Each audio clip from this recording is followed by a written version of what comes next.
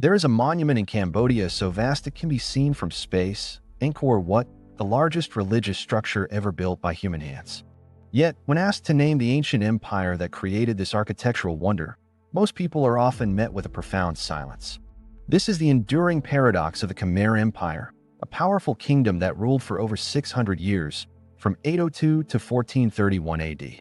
Their powerful dominions stretched across modern-day Cambodia, Thailand, Laos, and southern Vietnam, yet history barely remembers their monumental name and legacy.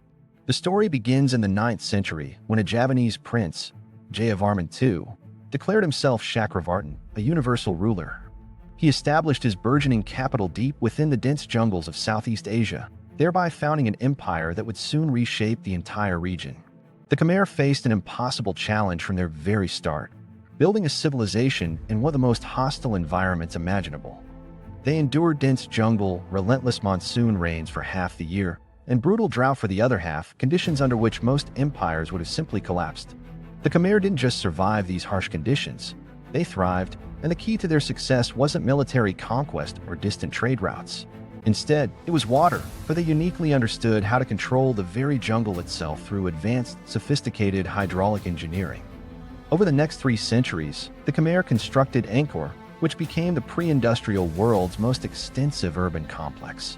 At its height in the 12th century, Angkor was not just a city but a sprawling metropolis that covered over 1,000 square kilometers.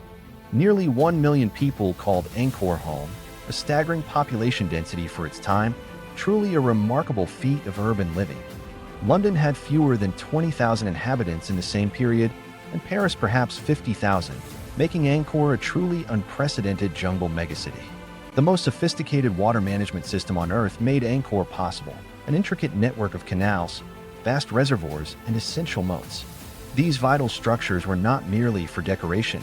They formed the very lifeblood of the empire, a hydraulic machine of staggering complexity. The largest reservoir, the West Paray, impressively stretched 8 kilometers long, holding more than 50 million cubic meters of water. During the monsoon season, these reservoirs captured torrential rains. Then in the dry season, water was released through elaborate canals to irrigate rice fields.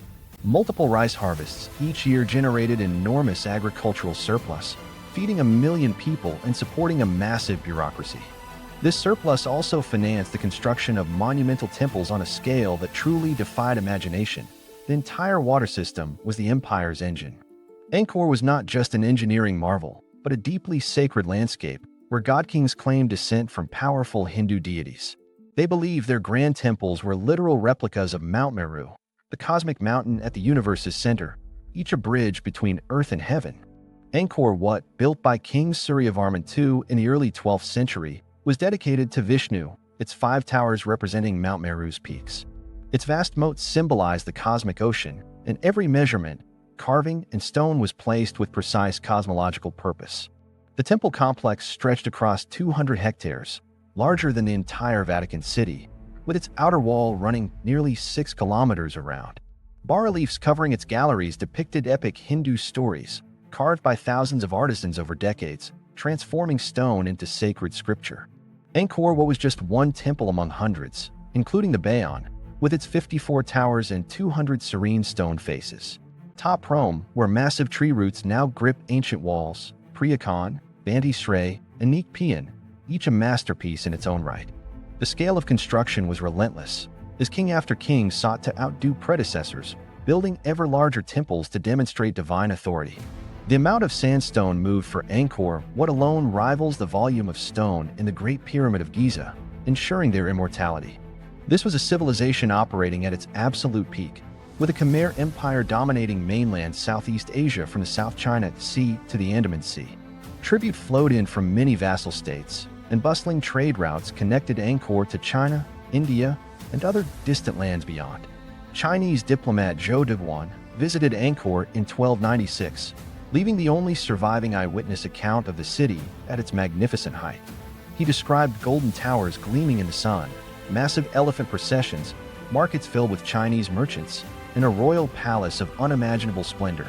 Zhou Deguan also noticed the intensive labor required to maintain vast temples, constant demands for new construction, and an elaborate bureaucracy. This immense burden to sustain infrastructure meant the empire's greatest strength was slowly becoming an unsustainable and impossible weight. By the early 14th century, cracks were beginning to show within the once resilient hydraulic system that sustained Angkor for centuries. Constant maintenance, dredging canals, repairing embankments, clearing sediment, demanded enormous, unending expenditures of labor and precious resources. Simultaneously, the religious focus was shifting as the Khmer elite increasingly converted from Hinduism to Theravada Buddhism. This new emphasis on individual salvation over cosmic kingship meant the ideological foundation for centuries of temple building was dissolving beneath their feet. Gradually, almost imperceptibly, the elite began leaving, moving to smaller cities closer to more accessible trade routes along the coast. Massive construction projects slowed, then stopped entirely, leaving fewer workers available to maintain intricate canal systems upon which everything depended. Then, the environment itself turned against them. Tree ring data shows the 14th century brought extreme climate instability. Decades of severe drought punctuated by catastrophic floods caused the carefully balanced hydraulic system, designed for predictable monsoon cycles, to begin failing. Canals silted up, reservoirs ran dry or overflowed uncontrollably, and crucially, the vital rice harvest began to fail. The agricultural surplus that once fed 1 million people vanished, and without it, the entire system, bureaucracy, priesthood, military, could not be sustained. In 1352, the Thai kingdom of Ayutthaya captured Angkor for the first time. Though briefly retaken, the attacks became relentless. Each subsequent capture saw more of the population flee and more infrastructure collapse, as the great city slowly died, strangled by its own complexity. In 1431, Ayutthaya seized Angkor for the final time, but they conquered not a thriving metropolis, but a desolate ghost town. The Khmer court had already abandoned the city, moving their capital south to Phnom Penh, so Angkor was lost even before the final blow fell.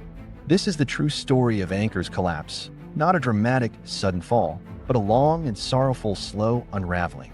It was defeated by the impossibility of maintaining a million-person city in the jungle when climate shifted and the will to sustain it evaporated. Within decades, the relentless jungle reclaimed what took centuries to painstakingly build, swallowing structures whole as if they had never existed. Tree roots split stone galleries, vines strangled towers, and once vital canals vanished beneath overwhelming vegetation, truly disappearing into the forest. For centuries, the Khmer Empire became a ghost, until European explorers stumbled upon Angkor in the 19th century. They stood in awe before ruins they couldn't comprehend, wondering how something so vast could have been utterly forgotten by time. The true scale of what had vanished remained hidden beneath the dense forest floor, a complete city buried under centuries of vegetation. Archaeologists mapped temples and pieced together king lists, but the vast urban sprawl that sustained nearly 1 million souls remained invisible. Then in 2007, something extraordinary happened. NASA scientists aimed radar-equipped aircraft at the Cambodian jungle, peering through the dense canopy. Suddenly, after more than 5 centuries of obscurity, Angkor began to reveal itself in astonishing, unprecedented detail. The images revealed a civilization far beyond anyone's estimates. Hundreds of kilometers of canals, massive reservoirs, and detailed neighborhood grids. The most extensive pre-industrial urban complex on Earth had been hiding in plain sight, waiting for the right eyes to truly see it again. The Khmer Empire teaches us that human achievement, no matter how monumental, is fragile. Cities that seem eternal can ultimately vanish. Climate, politics, and engineering can build empires, yet their ultimate failure can erase even monumental achievements from human memory for half a millennium. 1 million people lived, worked, and died in Angkor, building something truly unprecedented and magnificent, a testament to human ingenuity. Then the jungle slowly swallowed it whole, as if silently asking humanity, what other profound ancient knowledge have we forgotten?